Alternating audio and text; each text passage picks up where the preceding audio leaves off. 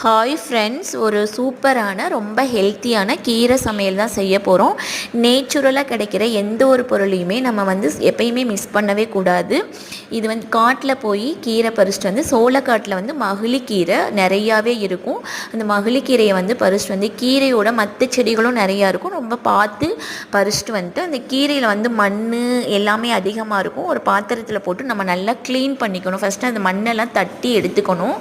தட்டி எடுத்துட்டு நல்லா அதே மாதிரி தண்ணியில் போட்டு நல்லா 2-3 டைம் நல்லா கழுவிக்கணும். அந்த மண்ணெல்லாம் போகிற அளவுக்கு கழுவிட்டு ஒரு குக்கரில் வந்து கொஞ்சோண்டு சின்ன வெங்காயம், கொஞ்சோண்டு பூண்டு, ஒரே ஒரு தக்காளி போட்டு கீரையும் அந்த குக்கரில் வச்சு தண்ணி வந்து நிறையா சேர்க்கக்கூடாது. 1 டம்ளர் அளவு ஊற்றினா போதும். ஒரே ஒரு விசில் விட்டாவே போதும். கீரை நல்லா வெந்துடும்.